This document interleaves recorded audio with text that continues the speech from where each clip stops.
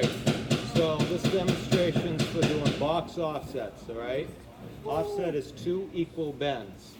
Now the first thing is, when you get out on co-op, most of your box offsets are going to be, you're really not going to do the formulas for them. Typically for box offsets, we get very used to doing them, and it's just a little 10 degrees on each bend, and you're going to get to that point. But for now, I'm teaching you bending formulas, and we're going to have to do offsets that are larger than box offsets as well. So I want you to understand the formulas for these, all right? So for box offsets, the size of our box that we're trying to get into, the KO in the box, is about 1/2 of an inch, as you all know. We're working with 4-inch square boxes, all right? So we're trying to get raised up 1/2 an inch. So that's the height. So what we do with that is, for every type of degree that you use, and a box offset is 2 equal bends, there's a multiplier, and this is all based on trigonometry too. But we're going to use, in this case, we're going to use 10-degree bends. The multiplier is 6 for that, all right? So we want to get a box offset of 1/2 an inch using 10-degree bends, the multiplier of 6. We multiply that out, 1/2 an inch times 6. What do we got? Anyone want to give that a shot? 3. That's correct. So I'm going to take this. Now the thing about where I mark this, I want to mark, I can use any reference point on my bender. I could use the end of the bender. I could use my arrow right here. But the important thing to remember is my second bend and my first bend, they have to use the same reference point on your bender. So sometimes if I'm trying to get a really close offset, I will use this front point as my reference point, and my first mark is actually to the very end of the bend, and then my second mark would be like 3 inches in. You know what I mean? But, or sometimes I might want to have it sticking out a little bit and stop my first mark here, then 3 inches in my second one. Box offsets typically you want pretty tight, all right? So I'm going to take this, I'm going to mark it 3 inches in. I am going to use the end of my bender for the reference point. It's good to do it in pencil, because when you get out there, you don't want a bunch of Sharpie marks on pipe, because a lot of pipe does not get painted, and that's going to be a permanent installation. Okay, so now, put in my bender. First mark is actually the end of my pipe. I'm going to take this, and these marks right here on the side of my bender, this is what I'm going to go by: 10, 22.5, 30, then going on 45, 60. We're going to use the 10, all right? And I'm a little older than you all, so I'm going to put on my reading glasses as well.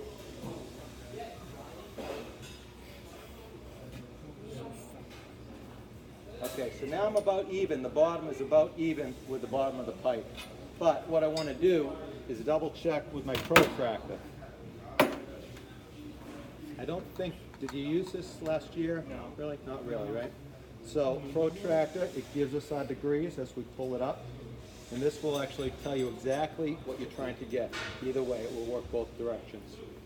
Unfortunately, I'll show it to you as I get it right here, so I can see it on my side, that I have 10.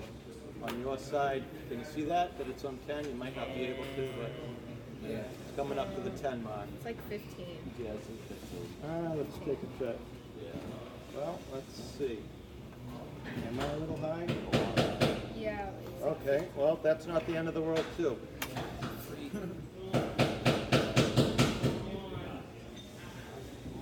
Well, on this side it's reading. Very interesting. All right.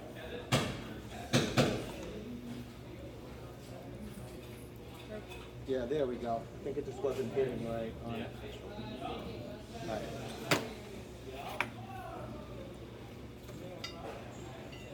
Okay, so then I'm going to take this. Where was my first mark? What point on your bender? Yeah. On the end, right? This is where you want to look straight down your bender, because if you are twisted like that, you put what we call a wow in it. Yeah. I think you've dealt with some wows last year, right? So you don't want that. You want it to be nice and straight. It's worthwhile to take the extra minute here and make sure you're nice and straight. Then I'm going to take this down, just like that. And a lot of times you do have to tweak these a bit, work with it a bit. This case right here though, I'll let you see that. Where are we at? We're at an inch, you sure? Yeah, that's actually a very good point. What are we trying? We're trying to lift this up. The part that we consider what we're going for is the bottom. Yeah, because that's our obstacle that we're going into. And your typical box offset's going into a 1/2 inch KO, 1/2 inch knockout. And so your offset is considered this part, not it's up to the, from the surface up to the bottom. So what do we got? 1/2 inch. 1/2 inch, right? So you're all going to be doing box offsets for this first job, job 302. So let's recap on some of the things that I just did. What did I do first? Mark it at the end. 3 inches, 3 inches in. Now why did I mark 3 inches? Because of formula. 1/2 The times formula, what was that? 1/2 times 6. 1/2 times 6. What was 1/2? The inside of the box. That they use. That's right, up to the inside of the KO, the first KO, right? Knockout from the surface is, that's 1/2 inch. 6 is just a built-in multiplier.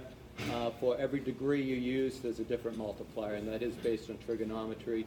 For 30-degree bends, something we're going to do a lot of when we do larger offsets, our multiplier is 2.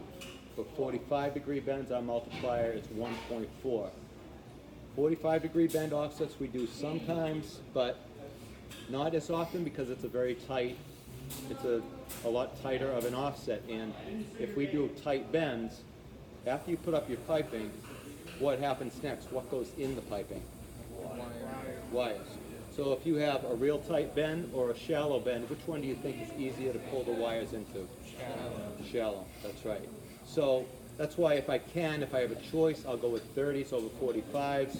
In this case, a box offset, like I said, you're going to get used to these in industry where you're not going to even have to really measure this. You can just do them by putting your bender a little bit up, and box offsets you do get used to, and most electricians don't even measure for box offsets, but your other offsets you do, and this is going to help you to know the techniques. There's formulas for all this, all right? Any questions on any of this? Okay, so I'm going to post this on the website so that you can have a reference, all right? And before we start the bending, we're going to practice cutting and reaming as well, all right? Someone want to hit that button for me?